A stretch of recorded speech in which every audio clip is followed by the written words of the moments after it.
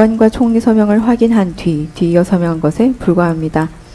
이후 12월 8일 한덕수 총리가 강의구 실장에게 별것 아닌 표지가 혹시나 논란될 수 있으니 파기하라는 취지로 연락을 했고, 결국 강의구 실장은 피고인에게 별도 보고 없이 행정총괄인 국무총리의 뜻에 따라 이 사건 표지를 폐기하기에 이르렀습니다. 이 사건에서 문제가 된 표지는 공소장이나 일부 언론 보도에서 주장하는 바와 달리 비상계엄 선포문을 사후에 새로 작성한 문서나 부서의 외관을 작출한 것이 아닙니다. 실제로는 국방부 장관이 이미 작성한 비상계엄 선포문이 별도로 존재하고 있었고, 강의구 부속실장이 작성한 건 표지 형식의 행정문서에 불과하며 일반적인 부서 형식이나 부서 절차, 권한과도 전혀 맞지 않습니다. 즉 강의구 실장이 선포문의 내용을 새로 작성하거나 기존 내용을 수정한 사실은 전혀 없고 어디까지나 행정상의 표지 문서였던 것입니다. 강의구 실장이 작성한 표지 예시를 보시면 다음과 같습니다. 비상계엄 선포라는 제목, 비상계엄을 선포한다.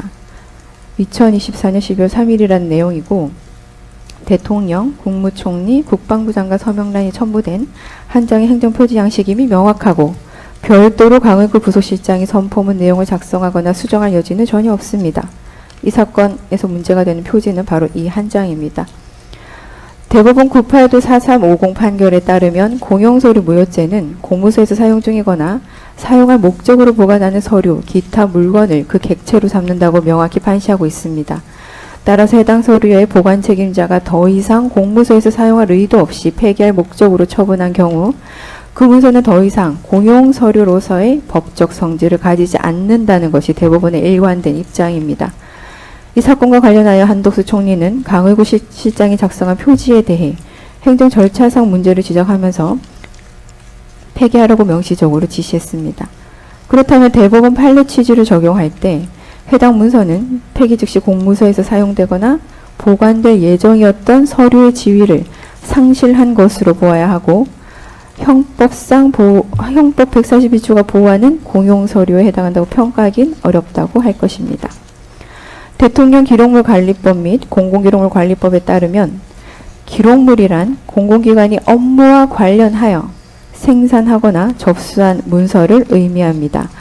따라서 어떠한 문서가 대통령 기록물로 인정되기 위해서는 그 문서가 대통령 또는 대통령 비서실 등의 공공기관이 공식적 업무 수행의 일환으로 생산하거나 접수한 문서여야 합니다.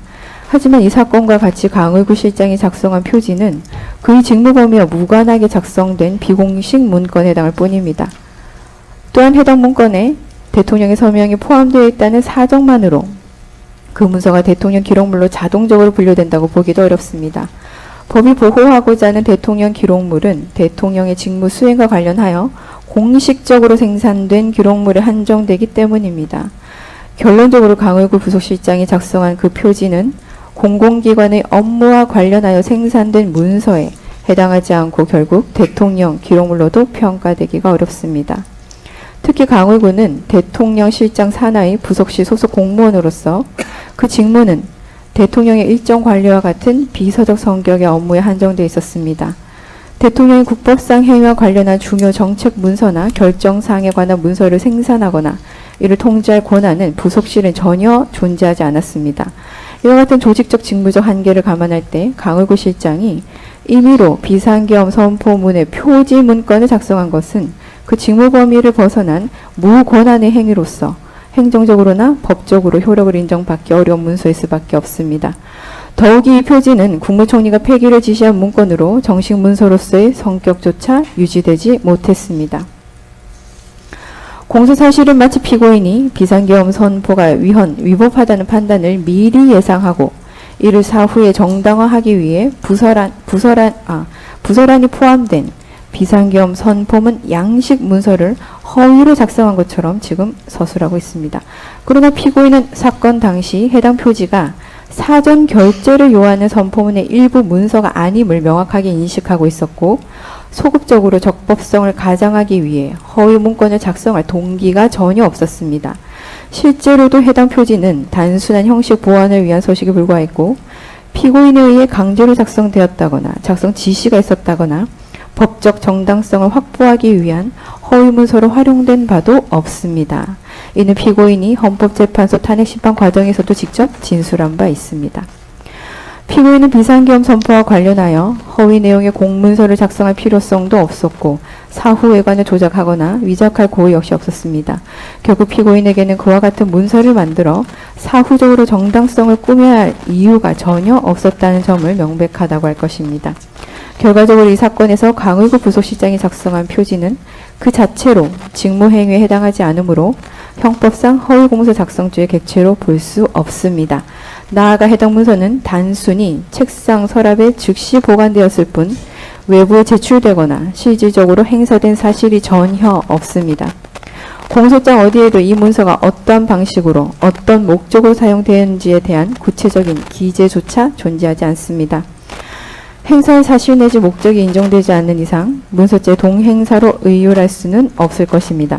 결국 이 문건은 직무와 무관한 자가 임의로 작성한 문서이며 행사 목적도 명백히 결여되어 있기 때문에 허위공문서 작성 및 동행사죄를 적용하는 것은 법리상 어렵다고 할 것입니다. 앞서 설명드린 바와 같이 이 사건 표지문서는 공영서류로서의 성질을 상실하였고 대통령 기록물로도 분류될 수 없습니다. 무엇보다 피고인은 비상계엄 해제 이후에야 뒤늦게 이 문서의 존재, 폐기 사실을 보고받았고 작성 단계에서는 사전 보고조차 받지 못했습니다.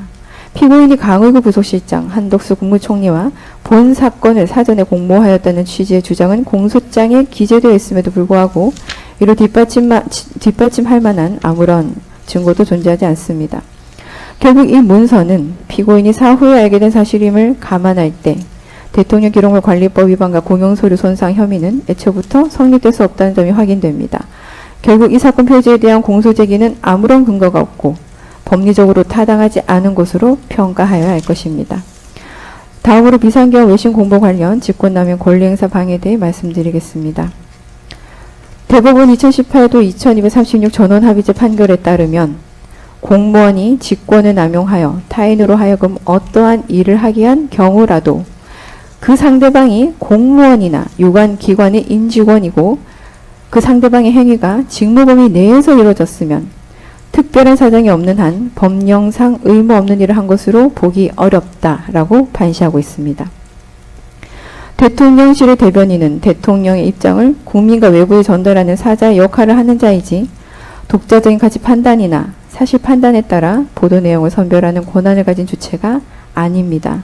설령 대통령의 입장이나 발언이 객관적 사실과 차이가 있거나 논란의 여지가 있다 하더라도 이를 전달한 대변인에게 객관적 팩트를 일일이 검증해야 할 법적 의무를 부여할 수는 없습니다.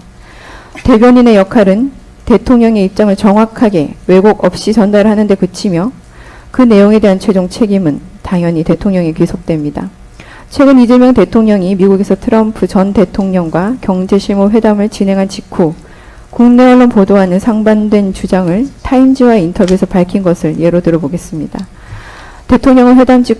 대통령실은 회담 직후에 경제회담이 화기애애하게 진행되어 합의문이 필요조차 없었다고 발표했습니다만 이재명 대통령은 타임지 인터뷰를 통해 미국의 요구가 워낙 엄격해서 그대로 관세 협상을 했으면 탄핵을 당했을 것이다 라고 발언을 했습니다. 특검의 논리대로라면 이러한 대통령실의 입장 표명과 관련해 이재명 대통령은 직권남용죄가 성립된다 할 것입니다. 즉 대통령실 공보 내용과 현실 사이의 괴리가 곧 직권남용의 근거가 된다면 역대 모든 대통령실의 공보나 발표는 형사처벌의 검토 대상이 될 수 있다는 의미입니다. 결국 모든 정권의 공보 담당자들, 그 지시자인 대통령들은 해당 정권의 공보 행위로 인해 형사 책임을 부담할 가능성이 있다는 결론에 이르게 됩니다. 이는 형법이 정한 직권남용죄의 요건을 명백히 초월하는 것일 뿐만 아니라 공무원의 정당한 직무 수행을 지나치게 위축시키고 정치적 책임과 형사적 책임을 혼동하는 위험한 전례를 만드는 것입니다. 이 사건 홍보비서관을 통해 공지된 내용은 다음과 같습니다. 아까 특검에서 진술했기 때문에 넘어가겠습니다. 실제로 그 당시 국회의원들은 본회의장에 모여 2시간 반 만에 비상계엄 해제를 의결하였습니다. 비상계엄 선포 당시부터 경고성 계엄임을 발표했던 피고인이 위와 같은 공지를 한 것에 대해 외신 대변인은 대통령의 입장을 공보함으로써 본인의 업무를 처리한 것일 뿐입니다. 피고인은 비상계엄 선포 목적에 대해 거대 야당의 반복적인 탄핵 시도로 인한 행정 사법 기능의 마비, 위헌적 법률안의 남발, 일방적인 예산안 삭감 등으로 인한 국정 운영의 혼란과 헌정 위기를 해소하기 위한 조치였음을 일관되게 주장해 왔습니다. 설령 국가긴급권 발동에 대한 사법심사가 가능하다 하더라도 그 필요성과 판단은 당시 상황을 종합적으로 고려한 대통령의 고유한 판단 영역에 해당한다는 점은 법리상 명백합니다. 피고인은 주권자인 국민에 대한 메시지 계엄을 통해 헌정 질서 위기를 해소하고자 하였고 국회에서의 해제 의결에 따라 즉시 비상계엄을 해제하였습니다. 하지만 비상계엄 선포와 해제 과정 자체가 국제사회에 불필요한 우려를 줄 수 있었고 이는 대한민국 대외 신인도에 중대한 영향을 미칠 가능성이 분명히 있었습니다. 이에 피고인은 대한민국의 헌정 시스템이 정상적으로 작동 중이며 대통령과 국회가 각자의 역할을 통해 질서 회복에 나서고 있다는 점을 국회 사회에 분명히 알릴 필요가 있었다는 판단 하에 이 나라가 건재하다는 취지의 공보 지시를 내렸던 것입니다. 구체적 사실관계를 보면 올해 초 헌법재판소의 증인으로 출석한 조지호 경찰청장과 김봉식 청장 증언에 따르면 피고인은 국회의원들의 국회 출입을 통제하라고 지시한 사실이 없고 오히려 신분 확인 후 출입을 허용하도록 지시하였습니다. 또한 국회 비상계엄 해제 의결을 물리적으로 제지하려 한 정황도 없으며 실제로 국회는 신속하게 해제 의결을 진행할 수 있었습니다. 그리고 당시 군의 투입이 지연되는 상황에서 김봉식 청장은 신분증 확인한 뒤 국회의원과 관계자들의 출입을 승인했고 이 상황은 조지호 청장을 통해 피고인에게 보고되었습니다. 당시 피고인의 명확한 입장은 국회의원과 국회 직원들을 모두 들여보내라는 것이었습니다. 또 비상계엄 해제 의결 이후 피고인은 김봉식 청장에게 격려의 뜻을 전달하면서 경찰이 초기에 적절히 관계자들을 출입시켰다고 상황의 원활히 마무리되었다고 평가하기도 했습니다. 피고인은 군 출동과 관련하여 국방부 장관에게 국회의 질서 유지를 위한 충돌일 뿐이기 때문에 민간인과 물리적 충돌이 있어서는 안 된다는 점을 명확히 지시한 바도 있습니다.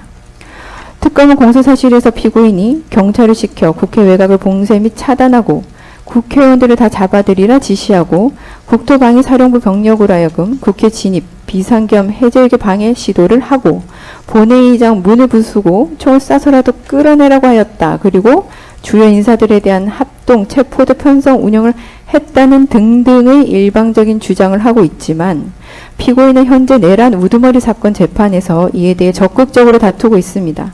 이러한 다툼의 존재 여부와는 별개로 객관적인 사실을 살펴보면 피고인은 계엄 해제에 필요한 국무회의 의사 정족수가 충족되는 즉시 계엄을 해제하겠다는 내용의 대국민 담화를 미리 발표한 바도 있습니다.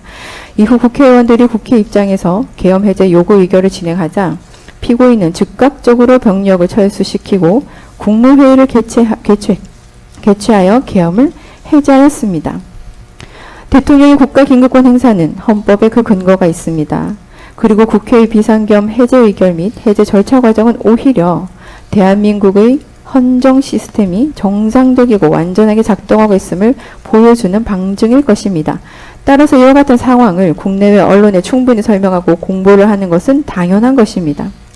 오히려 정부가 이러한 사실을 외신에 전혀 공지하지 않았다면 국제사회에 스스로 무정부 상태임을 자인하는 것과 같은 잘못된 인식을 줄 수 있고 이는 외교적 경제적으로 더 큰 혼란과 손실을 초래하였을 것입니다. 해외 홍보비서관은 외신 브리핑을 담당하는 직무에 있고 해당 직무 범위 내에서 정부의 비상계엄 선포 및 해제에 관한 입장을 발표하였습니다. 이는 사전에 정해진 업무 절차와 기준에 따라 이루어진 것이므로 직무 범위를 일탈하거나 의무 없는 행위를 한 것이 아닙니다. 설령 상급 공무원인 대통령이 실무 공무원이 홍보비서관에게 비서관 본인의 일인 공보 업무를 지시한 행위가 일견 직권의 남용으로 평가된다 하더라도 앞서 언급한 대법원 전원합의체 판결에 따르면 그 지시에 따라 이행된 행위가 법령에 정해진 실무 공무원의 직무 범위 내라면 이는 의무 없는 일을 하게 한 것으로 볼 수 없는 것입니다. 따라서 이와 같은 경우 직권남용 권리행사 방해죄의 구성 요건을 충족하지 않으며 형사처벌의 대상이 되지 않습니다. 결론적으로 이 사건에서 대통령의 입장을 외신 브리핑을 통해 발표하도록 한 행위는 외신 대변인에게 직무 외의 의무를 부과한 것이 아니라 본래의 직무 범위 내에서 이루어진 것으로 봐야 하고, 이러한 피고인의 행위를 두고 직권남용 권리행사 방해가 성립한다고 보는 것은 사실관계와 법리 양면을 모두 왜곡한 해석에 해당합니다. 따라서 특검의 기소는 법적 근거에 기초하였다기보다는 정치적 목적이 개입된 기획 기소로 평가될 수 있다는 우려가 있습니다. 앞선 공소사실들은 비상계엄이라는 단어가 주는 과거의 프레임이 국민의 내면에 집단적으로 소환되어 비실질적인 두려움을 부여하였다는 점, 이러한 두려움을 일부 정치권에서는 철저하게 사법부 길들이기와 지방선거의 활용을 목적으로 이용하려 하긴 하지만, 그럼에도 우리 당사자들이 본 법정에서 보고 듣고 판단해야 하는 것은 이 사건 공소사실의 사실관계 그 자체입니다. 재판부께서는 대공무사의 공정함까지는 아니시더라도 법리를 중심으로 최소한 합리적 판단을 해주시길 요청드리는 바입니다. 다음 공소사실로 넘어가도록 하겠습니다.